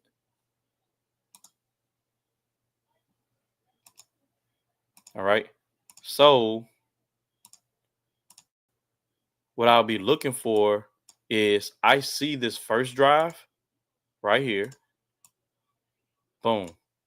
I see the second drive. Boom. I would assume that to be the up thrust. And then what I would do is look for more buys to then do what? Buy it at least back to what? This zone right here. And the market may want to do what?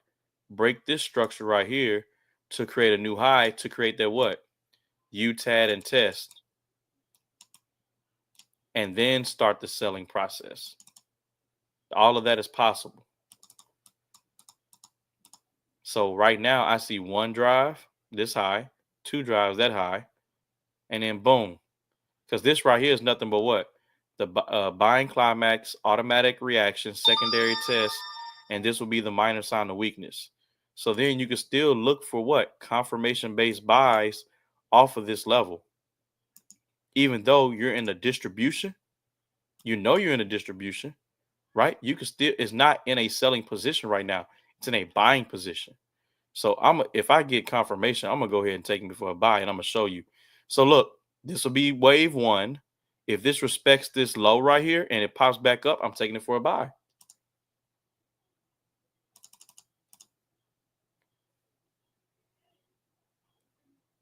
Let me see what happens.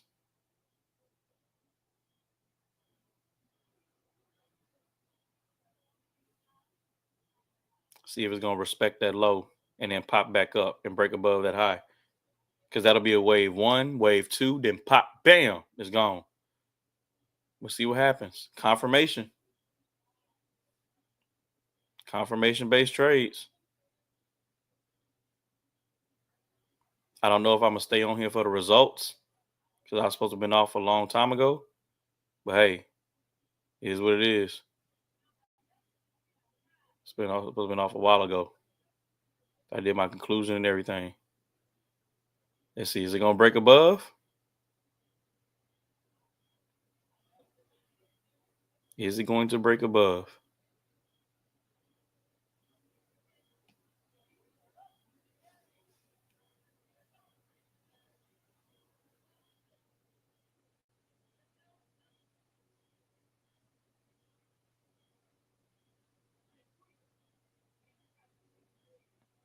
Is it going to break above? Bam, I'm in for a buy. I'm in for a buy. And my stop loss is literally going to be below this low. Let's see, at 98, 98, 180, 78. 98, 180, 70. Let's see, 98, 180. Yeah, 98, 180, 78. So I'm putting my stop loss.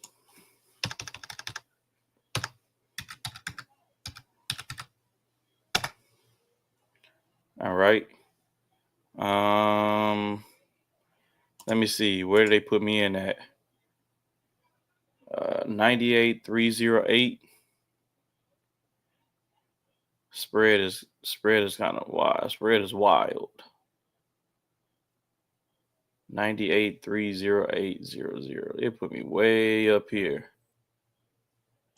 It put me way up here somewhere. All right, so 98,308.00 is where they put me at. All right, stop loss is 98,180. See, 98,180. 78. All right, down there. And my TP, it's got to be at least 1% in order for me to take a partial. Okay. It's got to at least be 1% for anybody to take a partial. Can't take a partial on 0%. All right. So even though I know I'm in a distribution, I'm still going to go for 10%. Okay.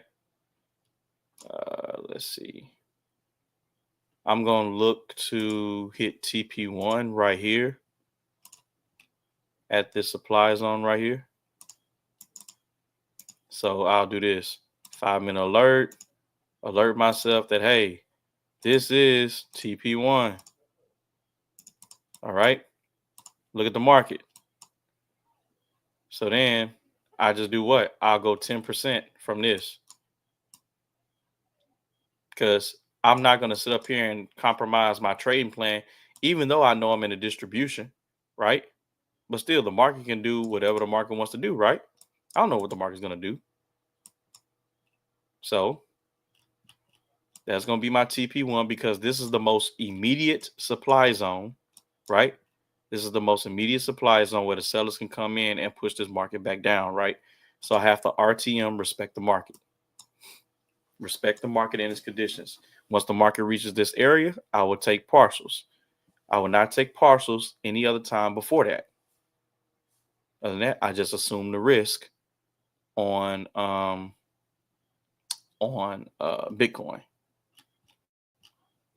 So what does this appear to me to be? Okay. I see that 1, 2, the market respected this demand zone, broke structure, created 3. Now, could this come in his stop loss? Absolutely 100%. I don't know what the market's going to do, but I took it based off the way I trade. This is indeed a supply zone, but what I believe the market's going to do is create some type of reaccumulation and push up because the market is in a buy zone right here. It's in a buy zone from here. All right. So this is an M5 demand zone. Okay.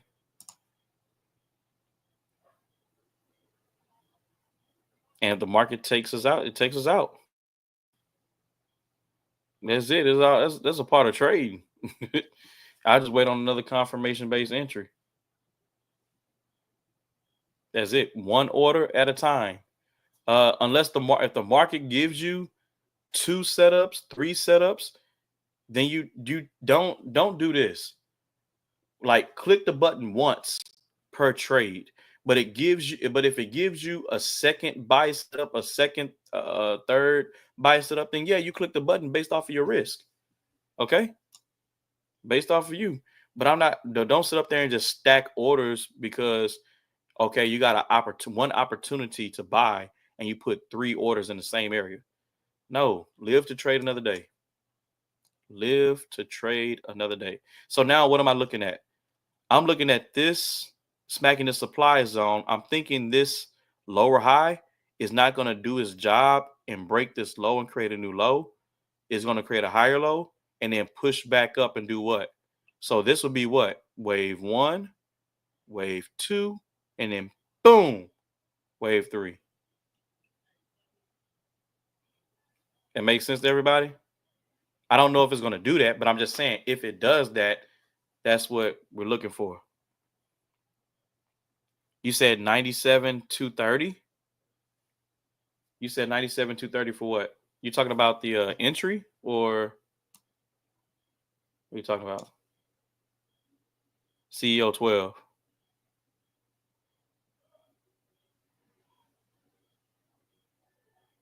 What'd you say? Just duplicate your stop loss level, ticks into your profit level, ticks, and add a 0. Oh, okay. You're telling me how to do it. Okay. I see what you're saying. And then CEO 12 says 97,230. Let's see what you're saying. 97. Are you talking about my TP? You talking about my stop loss? No.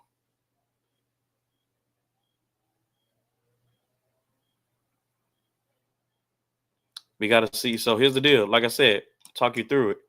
This guy right here, this lower high is supposed to do what? Break this low and create a new low. If it doesn't, somewhere in between here, from this low to this high, somewhere in between here, the buyers will show up and push it back. That's how you trade. Like it's simple. Y'all just got to spend some time with me in order to be able to understand it. I'll help you understand it.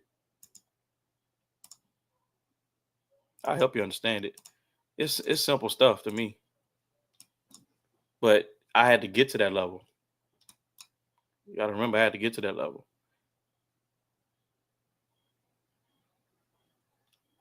So watch. It's going to go bullish. especially if the market breaks above this high and creates a new one. That's what wave 1, 2, bam, break of structure is gonna create that wave 3 and push up. Now, like I said, I don't know if the sellers are gonna come in and stop it from here and then sell down. I don't know, but this is gonna be my TP1.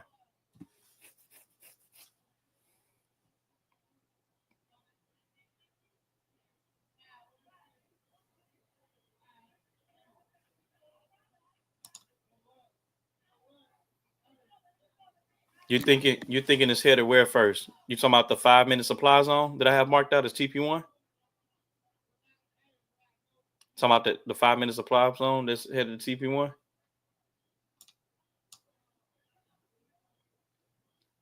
So my overall TP is going to be 10% from that.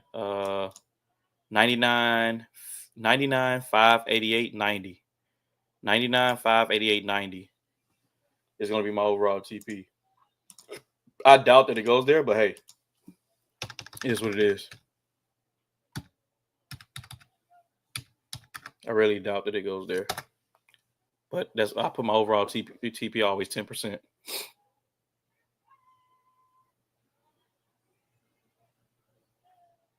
Oh yeah, that's my TP1. So yeah, my TP1 is right here. This orange line. Yeah, my TP1 is this orange line right here. This is where I'm taking partials. It's all good. Yeah, that's where I'm taking partials at. I'm showing you I'm trading live in front of y'all's face. Like when you understand what's going on, you understand what's going on. I'm telling you. I wish I was able to play music because on the Zoom sessions, we play music when we're in profit. We play go to the OJs. Money, money, money, money.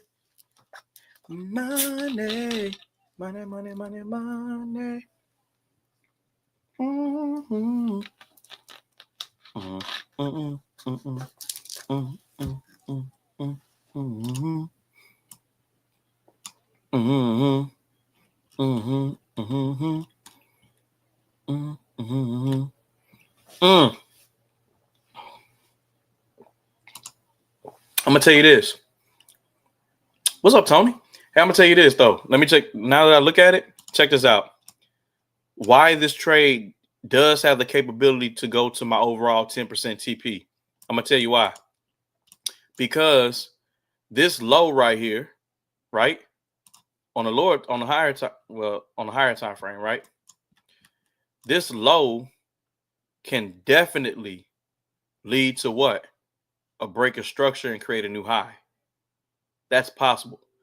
This low right here, where we took the buy, but we're out of this particular trade, where we took the buy. This low, we don't know if it's going to do what? Break this old high and lead to a new high. Okay? But we're not going to stay on here for the completely. We're not going to stay on here for the completely entirety. What's up? Okay. We're not going to stay on here for the completely entirety for the trade. But like I said, this is my take partial area is 98.452.10. 98.452.10 is where I will be taking partials. Closing 50%, stop loss will go break even, and the rest is going to be extra credit. Okay, because like I said, that low right here can possibly break this structure and lead to a new high. So it's possible that this trade can do the 10%. If you're not in the chat channel, you're in the chat channel, you'll know the update because you'll either be seeing, you probably look at Bitcoin yourself, or I'll let you know the results of this particular Bitcoin trade. But we'll see what's up. Like, we've caught 6. So is this going to be number 7? Is this going to be the 7th 10% trade we catch this week? Only God knows.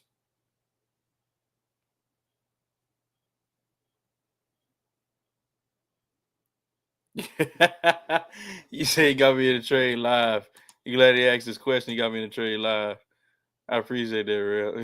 Because I was going to hop off. All right. Price closing in on TP1. Price closing in on TP1. Oh man. I'm telling you, I can help y'all understand market structure, liquidity, all of that. I'm telling y'all all of that, bro. That can help you understand that. All right. Love you all to life. I'm really getting off now. We've been on for 2 hours. I've never done, I don't even think I have on my channel a 2-hour session, 2-hour YouTube live. We did a whole extra hour. I told y'all sometimes we vibing so much, we learning so much that extra hour gets extended. All right. Yeah. Post it. Yeah, Tony, post it in the Telegram group.